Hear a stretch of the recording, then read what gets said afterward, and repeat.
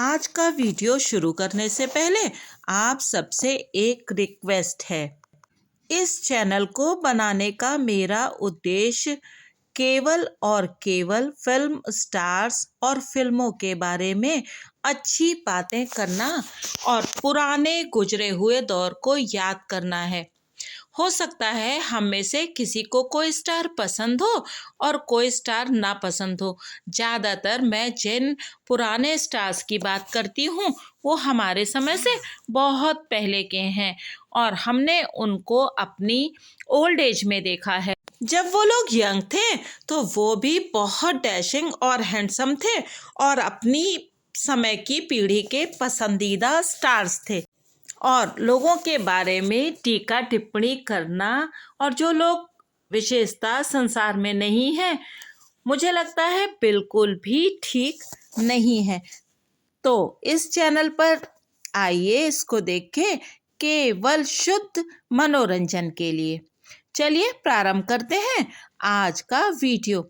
आज हम बात करेंगे ट्रेंड सेटर सीरीज में एक ऐसे स्टार की जिसके अपने आसमान पर सैकड़ों सितारे आकर अपनी चमक बिखेर कर अंधेरों में गुम हो गए, लेकिन वो सितारा आज भी जगमगा रहा है। जी हाँ, हम बात करेंगे लक्स सोप की। चलिए आज आपको बताते हैं कि इस सोप की यानी लक्स साबुन की शुरुआत कैसे हुई और पहली फिल्म एक्ट्रेस भारत की कौन सी थी जिन्होंने इसके एडवर्टीजमेंट में काम किया। आज जिसे हम फिल्मी सितारों के सौंदर्य साबुन के रूप में जानते हैं, उस लक्स साबुन की शुरुआत हुई थी इंग्लैंड में एक कुटीर उद्योग के रूप में और पहले इसका नाम था सनफ्लेक्स और इसे कपड़े धोने वाले साबुन के रूप में बाजार में लाया गया था। जी हाँ, कपड़े धोने वाले साबुन के रूप में सन 1889 में दो भाइयों विलियम लीवर और जेम्स लीवर ने इसकी शुरुआत करी थी। 1885 में उन्होंने एक फर्म बनाई लीवर ब्रदर्स और फिर इसमें साबुन बनाया जो कि महिलाओं को कपड़े धोने के लिए दिया गया। इस साबुन को ये कहकर प्रचारित किया गया था कि इससे आपके कॉटन और सिल्क के कपड़े और अंडर गारमेंट्स खराब नहीं होंगे। यानी पहले जो साबुन होते थे उनसे कपड़े धोने पर वो महंगे कपड़े पीले रंग के पड़ जाते थे और इस सनफ्लेक्स और भारत में जिसे सनलाइट साबुन करके प्रचारित किया गया उससे कपड़े खराब नहीं होंगे, ऐसा कहा गया। फिर थोड़े दिनों बाद जब इन दोनों भाइयों ने शोध की तो इन्हें पता लगा कि जो साबुन उन्होंने कपड़े धोने के रूप में बनाया है और जिसका प्रचार उन्होंने महिलाओं से अंडरगारमेंट्स धोने के लिए किया है, उससे महिलाएं स्वयं नहाती भी हैं। तब उन्हें ये आइडिया आया कि वो इसे एक लग्जरी सोप के रूप में विकसित कर सकते हैं और फिर उन दोनों भाइयों ने एक केमिस्ट वॉटसन के साथ मिलकर इस साबुन में ग्लिसरीन और पाम ऑयल का प्रयोग करके इसे नहाने के लिए बनाया। पहले इसे हनी सोप का नाम दिया गया था और इसे बच्चों और पुरुषों के इस्तेमाल के लिए भी प्रचारित किया गया था, लेकिन बाद में इसे महिलाओं के नहाने के साबुन के रूप में प्रयोग किया गया। तो जी हाँ, लक्स साबुन पहले कपड़े धोने का साबुन था। भारत में इसे सन 1909 में सनलाइट साबुन के रूप में पेश किया गया था जिससे कि कपड़े धोए जाते थे।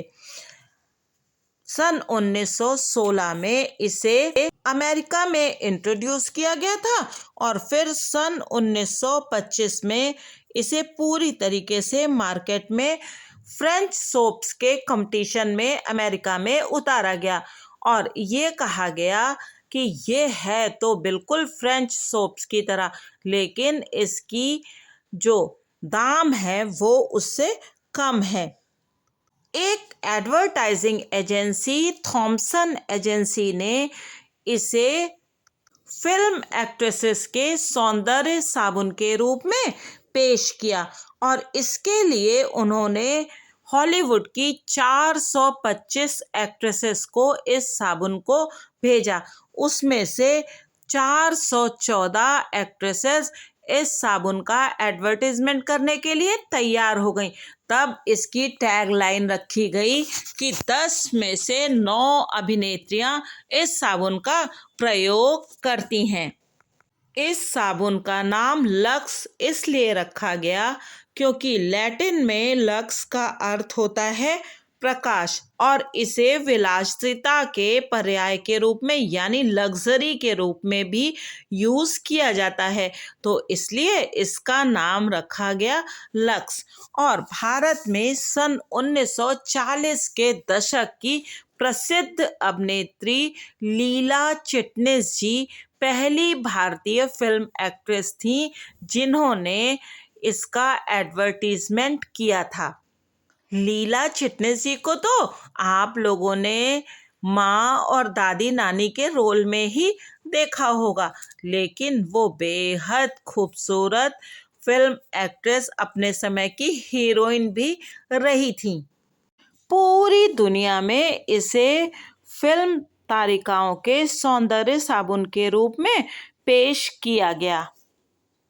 आप इस वीडियो को देखकर पहचानने की कोशिश कीजिए कि कौन कौन सी हीरोइंस इसमें एडवर्टीजमेंट कर रही हैं। जी हाँ, मनोरमा जी ने भी इस साबुन का एडवर्टीजमेंट किया था। मनोरमा जी को अभी आपने देखा होगा, मैंने जो सीता और गीता फिल्म का रिव्यू किया था उसमें। और वैसे भी कई फिल्म्स में उन्होंने बड़े कॉमेडी रोल और विलन जैसे वैम्प जैसे रोल किए थे, लेकिन उन्होंने भी इस साबुन का ऐड किया। आप पहचानिए कि कौन कौन सी एक्ट्रेसेस हैं जिन्होंने इस साबुन के लिए ऐड किया था। और हाँ, आज की हीरोइंस भी इस साबुन के लिए ऐड कर रही हैं। यूं तो इस साबुन को महिला फिल्म एक्ट्रेसेस से ही एडवर्टाइज कराया जाता है, लेकिन शाहरुख खान जी ने इसमें बतौर ब्रांड एम्बेसडर इसका प्रचार किया था।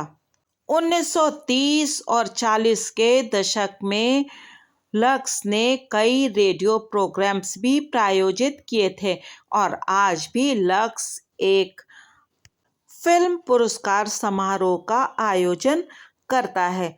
तो देखिए, बढ़िया प्रोडक्ट, उसकी मार्केटिंग और बढ़िया एडवर्टाइजमेंट की स्ट्रैटेजी के चलते जो साबुन बनाया गया था कपड़े धोने के लिए और जिसे मार्केट में उतारा भी गया था कपड़े धोने वाले साबुन के रूप में, वो आज फिल्मी सितारों का सौंदर्य साबुन बन गया है। और आज भी बहुत सारी महिलाएं ऐसी हैं कि जिन्हें लगता है कि फिल्मी हीरोइंस इसीलिए खूबसूरत हैं क्योंकि वो लक्स साबुन का यूज़ करती हैं अपने सौंदर्य की सुरक्षा के लिए। हालांकि हम सबको पता है कि सुंदरता तो ऊपर वाले की देन है और वैसे भी सुंदरता देखने वालों की आंखों में होती है, पर फिर भी लक्स उसमें कुछ न कुछ योगदान तो करता ही है।